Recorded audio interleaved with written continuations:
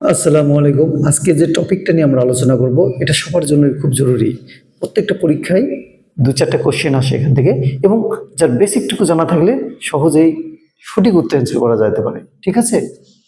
এখানে আমরা শিখব কোনো সংখ্যার মোট কতগুলো ভাজক সংখ্যা থাকে তা নির্ণয় করব। একটা সংখ্যা, যে কোনো একটা সংখ্যা, ধরে নেই ৭২, ধরে নেই ৮২, ধরে নেই যে কোনো একটা সংখ্যা ১৮৮, ১৯২, ১০০০, এই সংখ্যাগুলো কার কতগুলো ভাজক আছে এটা আমরা খুব সহজে বের করতে পারবো যদি আমরা শর্টকাট নিয়মটা জানি থাকি। আর যদি না জানি তাহলে এইভাবে বলতে হবে আমাদের যে ৭২কে কি কি দ্বারা ভাগ করা যায়। তাহলে একটা একটা করে ১ দ্বারা ভাগ করা যায়, ২ দ্বারা যায়, এভাবে বলতেছি, ৩ দ্বারা যাবে, ৪ দ্বারা যাবে, তাই না, ৬ দ্বারা যাবে, ৮ দ্বারা যাবে, ৯ দ্বারা যাবে, এভাবে গুণে মোট কত উঠলে সেটা বের করতে হবে। আর এটা যদি আমরা একটা ফর্মুলা জানি, নো টেনশন, অতি দ্রুতই আমরা তার অ্যান্সার করতে পারবো। তাহলে তার আগে আমরা ছোট্ট কয়েকটা জিনিস শিখে নেই। ভাজক কি, তাই না? আমরা কিন্তু এটা জানি, ভাজক হচ্ছে সেটাই যে রাশিকে যে রাশি দ্বারা ভাগ করা হয়, এইরকম আমরা ভাগ চিহ্ন জানি, তাই না? এটার নাম কি? ভাজক। আর এটার নাম ভাজ্য। এটা হলো ভাগফল এবং অবশিষ্ট। এটা ঠিক আছে? তাহলে ভাজক ভাজ্যকে ভাগ করে একটা রেজাল্ট পাই, তার নাম ভাগফল। আর শেষে যদি রেজাল্ট না থাকে, শূন্য থাকলে তার নাম হলো অবশিষ্ট। সেই অবশিষ্ট মান শূন্য হতে পারে। এই জন্য বলা হয়েছে যে রাশি দ্বারা বা সংখ্যা দ্বারা ভাগ করা হয় তাকেই ভাজক বলা হয়।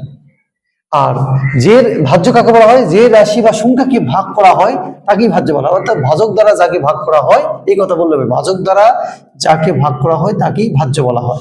ভাগফল কি তাহলে? ভাগফল হচ্ছে ভাজক দ্বারা ভাজ্যকে ভাগ করার পরে যে ফল পাওয়া যায় তাকে ভাগফল বলা হয়। ঠিক আছে? আর ভাগশেষ হচ্ছে সেটাই, ভাজক দ্বারা ভাজ্যকে ভাগ করার পরে একটা রাশিকে দ্বারা আরেকটা রাশিকে ভাগ করার পরে যে একটা ফলাফল পাবো বা আরেকটা রাশি পাবো, সেটা যোগ বিয়োগ করার পর যে রেজাল্টটা থাকবে তাকে অবশিষ্ট বা ভাগশেষ বলা হয়। এই কনসেপ্টটা জানবো। তাহলে আমরা এখান থেকে সূত্র লিখতে পারি কি? ভাজ্য সমান কি লিখতে পারি? দেখতে পাচ্ছি ভাজ্য সমান এই দুটো গুণফলের সমান কি ভাজ্য, তাই না? তো ভাজক গুণ ভাগফল, ভাজক গুণ ভাগফল যোগ অবশিষ্ট, যোগ এই অবশিষ্ট। ঠিক আছে? এটা আমরা ফর্মুলা তৈরি করে নিলাম যে ভাজক গুণ ভাগফল সমান সমান ভাজ্য, ভাজক গুণ ভাগফল যোগ অবশিষ্ট করলে আমরা কি পাবো? ভাজ্য পাবো। তাহলে একটা সংখ্যার এখান থেকে কিন্তু আমরা কয়টা রাশি আছে এখানে জানি নেই। ভাজ্য একটা রাশি, এ একটা রাশি, এ একটা রাশি, এ একটা রাশি, এ একটা রাশি, 4টে রাশি আছে। এই 4টি রাশির মধ্যে যে কোনো 3টি রাশি জানা থাকলে আরেকটি মান বের করা যাবে, যে কোনো একটি মান। ধরা যাক কি, এখানে যদি আমাদের কোনো একটা সংখ্যার এরকম থাকে যে দেওয়া আছে ভাজ্য ৭২, ভাজক হলো ৮, অবশিষ্ট হলো 0, তাহলে ভাগফল কত? তাহলে আমরা কি করতে পারি? এখানে এই যে ৭২ সমান সমান ৮ গুণ ভাগফল, ভাগফলই থাকলো আমাদের, হ্যাঁ, ভাগফল ভাগফলই থাক, যেহেতু মান জানি না, অবশিষ্ট 0 বসিয়ে দিলাম। তাহলে শূন্যর কোনো দাম নাই, কেটে গেল, তাই না? এই যে ভাগফলের সাথে ৮ গুণ আছে, ৮টা সেখানে ভাগ হয়ে যাবে, তাই না? অতএব ভাগফল সমান সমান আমাদের হবে হচ্ছে, ভাগফল সমান সমান আমরা লিখতে পারি, ভাগফল সমান সমান এর সাথে গুণ থাকলে আমরা জানি এই পাশে এসে ভাগ হয়, ৭২ ভাগ ৮, ৮ নং ৭২, এই যে ভাগফল পেয়ে গেছি ৮। ঠিক আছে? এইভাবে আমরা মান নির্ণয় করতে পারবো। তাহলে এখন আমরা ভাজক সংখ্যা নির্ণয় করবো সহজে। কিভাবে নির্ণয় করা যায় দেখি। যেমন একটা সংখ্যা ৭২ দিয়েছে আমাদের, তাই না? ৭২ এর কতগুলো ভাজক আছে, তাই না? নির্ণয় করবো আমরা। এর ভাজক আমরা একটা একটা করে গুনতে যাবো না, আমরা হাতের আঙ্গুলে একটা একটা করে গুনবো না, আমরা একটা লসাগুর সিস্টেম এনে সহজে বের করতে পারি। কিভাবে? এই ৭২কে আমরা কি করবো? এখন লসাগু করবো। ৩৬ দুগুণে ৭২, আবার 2 দিয়ে দিব, 18 দুগুণে 36, 9 দুগুণে 18, আবার 2 দিয়ে দিচ্ছি, 9 দুগুণে 18, 9 আবার 3 বার যায়, 3 তিরিককে 9, আর ভাঙা যায় না। তাহলে ৭২ সমান লিখতে পাচ্ছি কত কত? 2 এর 2 কয়টা আছে? 1 2 3, তিনটা। 2 এর উপর 3 গুণ 3 কয়টা আছে? দুটা না? 3 এর উপর স্কয়ার। তার মানে এই যে সূচক বা পাওয়ার দুটো পেলাম আমরা, 2 এর উপরে 3 সূচক বা পাওয়ার পেলাম 3, 3 এর উপর সূচক বা পাওয়ার পেলাম 2।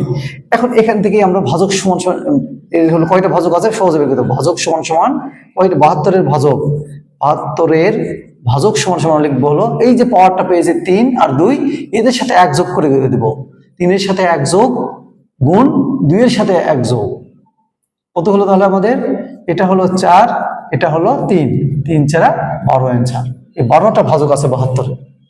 ঠিক আছে, এভাবে যদি আমাদের বলা হয় 100 কয়টি ভাজক আছে, আমরা সহজে বের করতে পারবো।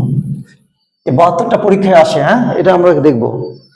এভাবে যদি আমাদের বলা হয় যে 88 কতগুলো ভাজক আছে, 88 সংখ্যা একটা দিয়েছে, তাহলে আমরা কি করবো? 2 দিয়ে দেবো, বাংলাতে লিখি আমরা এটা।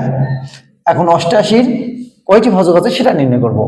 ঠিক আছে, 88 লিখলাম, 2 দিয়ে ভাগ দিলাম 44, তাই না? তারপর আবার 2 দিয়ে দিব, কত আসবে তাহলে? 22 দুগুণে 44, 22। আবার 2 দিয়ে যাচ্ছে না, জোড়া সংখ্যা যতক্ষণ থাকবে 2 দিয়ে দিব, 11 দুগুণে 22। আর যাচ্ছে? আর ভাগ করে যাচ্ছে না। তাহলে 88 ভাজক কয়টা পেলাম, উৎপাদক কয়টা পেলাম সেটা লিখবো। এখন 88 সমান সমান পাইলাম হলো 2 এর উপর 3 গুণ 11-র উপরে মনে মনে একটা 1, তাই না? আমাদের যেহেতু সূচক দরকার, মনে মনে একটা আছে, তাহলে এই সূচকের সাথে কি করব?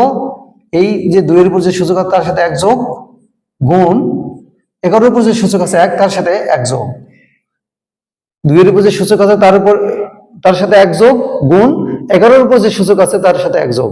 তাহলে এটা কত আমরা জানি? 3 আর 1 4, এটা কত? 1 আর 1 2, 4 দুগুণে 8, অর্থাৎ 88-র 8টি ভাজক আছে। এভাবে বড় সংখ্যাগুলো আমরা নির্ণয় করতে পারবো। এখানেই সবাইকে ক্লাস দেখার জন্য ধন্যবাদ বন্ধুরা, সবাই তাহলে ভালো থাকবে। ধন্যবাদ সবাই। আর আমার ক্লাসটাকে সবাই ফলো করলে ছোট ছোট বেসিকগুলো আমরা আলোচনা করবো, ইনশাল্লাহ সব সহজ হয়ে যাবে সবার জন্য।